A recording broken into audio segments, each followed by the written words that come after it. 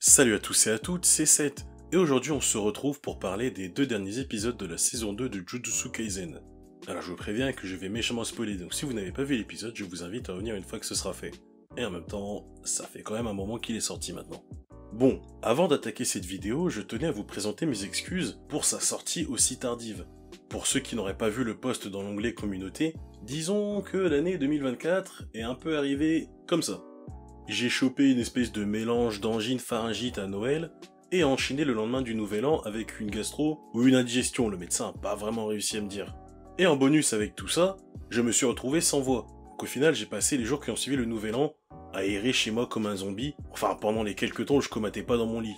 Je pense que ça s'entend qu'il y a encore un petit grain dans ma voix, un petit quelque chose qui est pas comme celle de d'habitude, et pour vous donner à peu près une temporalité, dites-vous que j'ai perdu ma voix au nouvel an, et ça fait à peu près 1 à 2 semaines que vraiment ça revient pleinement.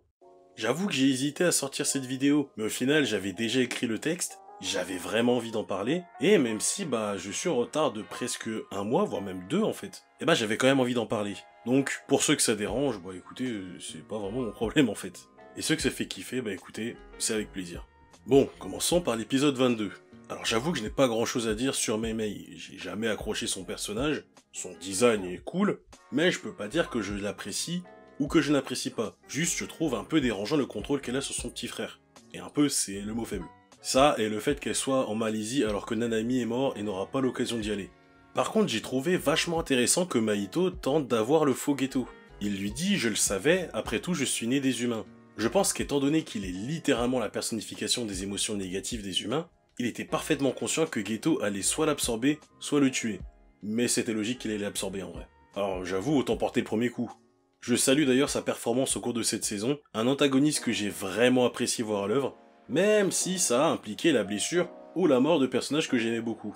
Concernant l'opinion de Kusakabe sur l'exécution de Yuji, je peux pas vraiment lui en vouloir. Le bouc ne le connaît pas personnellement, et on leur a vendu une histoire disant que le réceptacle de Sukuna arriva à le contenir. Sauf que le Sukuna en question vient de raser une partie de la ville, et lui a sûrement infligé une des plus grosses flips de sa vie.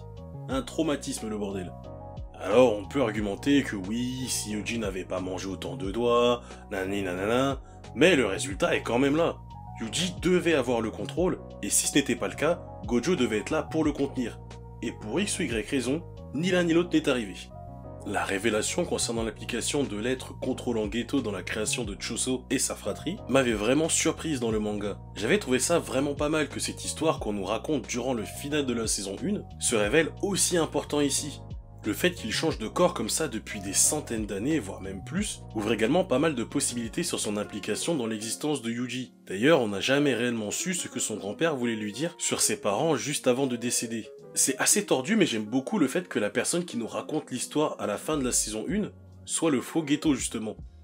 J'imagine la rage de Choso, lui qui est prêt à tout pour sa fratrie, et éprouve une haine forte envers l'exorciste qui a expérimenté sur leur mère, se rend compte que c'est ce même homme qui a envoyé Eso et Kichizu contre Yuji et l'a poussé à chercher vengeance. Enfin, pas vraiment poussé, Choso y allait de bon cœur, mais sans l'intervention de Geto, ce serait peut-être pas arrivé, ou pas de cette façon. En parlant de Choso, je pense que tout comme Nanami, quelqu'un parmi les animateurs doit vraiment le kiffer. Déjà, le combat dans les toilettes était incroyable, et avait quelques scènes rajoutées qui passaient super bien. Mais alors là, en vrai, la quasi-totalité de son combat contre Geto dans cet épisode n'existe pas dans le manga. C'était une pure dinguerie. Choso est probablement mon perso préféré dans JJK. Alors le voir se donner comme ça, même en sachant qu'il ne gagnera pas, c'était un régal. Encore une fois, ils sont parvenus à faire un truc que j'apprécie beaucoup. Me donner la sensation de découvrir l'épisode alors que j'ai lu le manga. Je sais ce qui va se passer, et ils arrivent quand même à me surprendre. L'espace d'un instant, je ne savais pas ce qui allait se passer, quelle attaque Choso ou Geto allait utiliser, ni même comment. Et le pire, c'est que tout ce qui a été rajouté ne fait même pas tâche. Et les fléaux que Geto invoque restent cohérents avec l'univers, que ce soit dans leur design ou leur utilisation. Pareil pour Choso, son utilisation du sang était impressionnante. Quand tu sais que le Boog est encore fatigué du combat contre Yuji, je suis curieux de voir ce que ça donnerait s'il avait été à 100%. Bon, je suis quasiment sûr que Geto le goom fort et facilement, mais en vrai, ça serait intéressant à voir. Et la musique de ce passage était vachement cool. Ah, j'ai kiffé de ouf. Alors, pour être tout à fait honnête, j'avais complètement zappé l'arrivée d'Yuki. Je me demandais vraiment comment ils allaient s'en sortir. J'ai bugué quand je l'ai vu parce que je me souvenais pas qu'on voyait ces techniques aussitôt. Et en fait, non, lol. La raison pour laquelle je l'ai complètement zappé, c'est parce que, à part leur éviter un écrasement de face bien sévère, bah l'arrivée d'Yuki a pas un impact de fou. En tout cas, c'est comme ça que je l'ai ressenti. Au final, Geto met quand même son plan à exécution et parvient quand même à s'échapper. Mais bon, je suis peut-être un peu trop dur, la présence de Yuki pousse quand même Faux Geto à expliquer un peu plus ses motivations, et on en apprend un peu plus sur l'univers par la même occasion. J'avais trouvé ça très surprenant que seulement le Japon voyait naître en aussi grande proportion des fléaux et des exorcistes. Le fait que nous ayons vu des exorcistes d'autres pays comme Miguel par exemple, me laissait penser que la situation était pareille dans le monde entier, mais au final, il y en a très peu dans les autres pays en comparaison. Et si leur résistance venait à devenir réellement exclusive au Japon, il y a fort à parier que cela ne plairait pas aux autres puissances. Elle évoque même la possibilité que ces pays tentent de transformer les utilisateurs d'énergie occulte en nouvelles sources d'énergie. Et on va pas se mentir, quand on voit le monde dans lequel on vit, je suis sûr que si une découverte pareille était faite, ça se passerait exactement comme ça un jour ou l'autre. En face, j'aime beaucoup la réponse de Geto. Il ne veut pas faire disparaître les fléaux, pas plus qu'il ne veut une paix idéalisée. Il veut faire évoluer l'humanité, ou du moins, c'est ce que j'en ai compris. Il a compris que ses échecs étaient dus au fait que ses créations ne le surpassaient jamais. Il lui fallait donc un plan dont les résultats dépassaient son propre contrôle. Je trouve ça assez intéressant d'être suffisamment dédié à ton travail pour le laisser évoluer hors de ton atteinte. Bon, on se doute bien qu'il garde un certain contrôle quand même, mais c'est plutôt couillu. Et je pense que c'est après ça que le plan a perdu pas mal de gens, moi y compris, j'avoue. J'avais dû relire ce passage plusieurs fois pour essayer de bien comprendre ce qu'il expliquait. Et c'est seulement en lisant la suite des événements que j'avais pleinement compris ce qu'il avait fait. Donc je peux comprendre que certains se soient sentis un peu perdus en ayant seulement les explications de l'animé. Donc je vais essayer de leur expliquer avec mes mots. La technique qu'il a récupérée de Mahito lui a permis d'éveiller deux types de personnes qu'il a sélectionnées sur plusieurs années. D'abord des personnes à qui il a donné des reliques, faites à partir d'anciens exorcistes, et a modifié leur corps afin qu'ils puissent recevoir l'âme en question. C'est exactement la même chose qu'avec Yuji. Il a consommé une réplique de Sukuna, et son corps a été assez résistant pour tenir le choc. Les deuxièmes seraient dans un cas plus similaire à celui de Junpei, le gamin de la saison 1. Je ne sais plus si ça avait été dit, si ça sera dit, ou même si je sors cette info du... Je vais pas finir cette phrase. Mais le siège des techniques occultes se trouve dans le cerveau. Corrigez-moi d'ailleurs en commentaire si je me trompe. Certaines personnes ont donc la capacité de voir les fléaux mais ne peuvent pas utiliser des techniques parce que leur cerveau n'est pas programmé pour ça. En le restructurant, Geto leur permet d'utiliser leurs propres techniques occultes. Je trouve ça assez malin parce que ça permet de ramener de manière plutôt logique de nouveaux personnages dans l'intrigue. Et en même temps, ça casse un peu la balance de cet univers. Relâcher des milliers de personnes n'étant soit pas au courant qu'ils sont très dangereux, ou d'anciens exorcistes en quête d'on ne sait quoi pour l'instant, mais suffisamment puissants pour que Faux Geto leur propose de faire partie de son plan, je ne suis pas sûr que les gouvernements et les systèmes mis en place soient prêts à encaisser tout ça. Si on compte en plus de ça les 10 millions de fléaux qu'il a en plus relâchés, le Japon est clairement pas prêt pour ce qui va lui arriver. D'ailleurs, la scène des fléaux qui sortent du sol avec la musique en fond, mais j'ai kiffé, c'était épique sa mère, c'était épique de ouf. Désolé, je me suis un peu emballé. Par contre, un point qui ne me dérangeait pas forcément au début, mais que je trouve un peu mal fait après avoir vu l'épisode plusieurs fois, c'est la transition entre cette partie-là de l'épisode et la suite. On a donc Geto qui s'en va en laissant en plus quelques mots pour Sukuna. Le fait qu'il mentionne l'époque de Heian pourrait signifier qu'il a lui aussi connu cette époque. Ce qui le rendrait quasiment aussi vieux que Sukuna en fait. Et là, cut! Bruit de télé qui s'éteint, et on a une courte éclipse.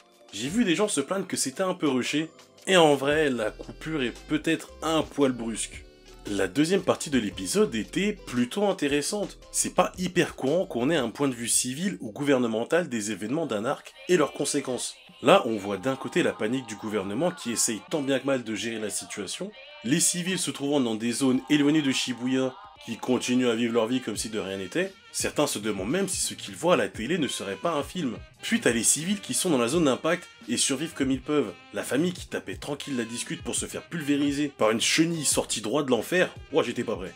Une chose est sûre, la Jujutsu hiérarchie perd pas le nord. C'est un chaos sans nom dehors. Il y a un big trou au milieu de Shibuya, mais les boucs se sont dit, bon, ce petit emmerdeur de Gojo est scellé, si on lui fait porter le chapeau, on peut en faire un criminel. Le sens des priorités, les amis. Non, plus sérieusement, je ne peux pas dire que je sois surpris. Je trouve même leur décision logique. Alors attention, quand je dis logique, je ne dis pas que je suis d'accord avec eux, ou que c'est logique par rapport à la situation globale. Libérer Gojo serait littéralement la meilleure solution à tous leurs problèmes. C'est leur arme la plus efficace. Mais on sait depuis la saison 1 et le film que Gojo et la hiérarchie Jujutsu ne sont pas du tout sur la même longueur d'onde. Déjà, différence générationnelle. Ce sont des vieux avec une mentalité dépassée. La majorité des problèmes du monde des exorcistes provient du fait que leurs décisions sont souvent soit pas adaptées à la situation, soit totalement égoïstes. Et parfois même les deux. C'est d'ailleurs un point assez présent dans la société japonaise actuelle, ce clash entre les anciennes et les nouvelles générations.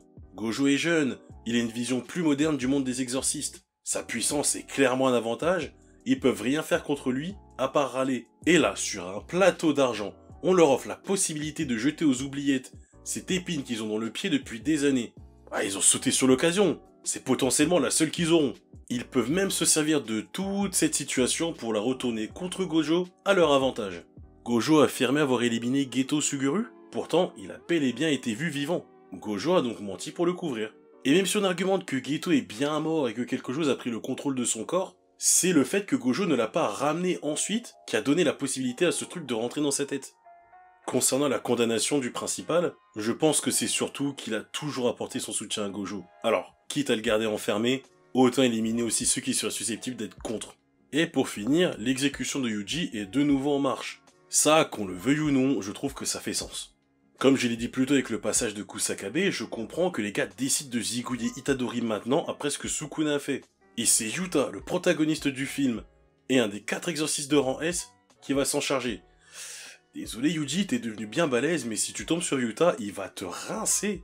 Ça fait vraiment bizarre de se dire que la saison est finie, on a eu 24 épisodes incroyables, en dépit de tous les problèmes que les animateurs ont dévoilés.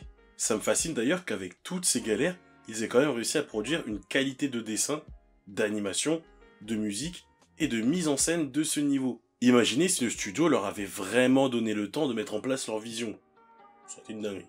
En tout cas, merci d'avoir suivi cette vidéo, n'hésitez pas à me dire en commentaire ce que vous avez pensé de ces 2 épisodes, mettez un pouce en l'air, on apprécie toujours. N'oubliez pas d'activer la cloche lorsque vous vous abonnez, vous recevrez une notification lors des prochaines sorties de vidéos. Vous pouvez également me rejoindre sur Twitter, je poste régulièrement des trucs en lien avec l'actualité geek, et je vous dis à bientôt pour une nouvelle vidéo. Ciao les geeks!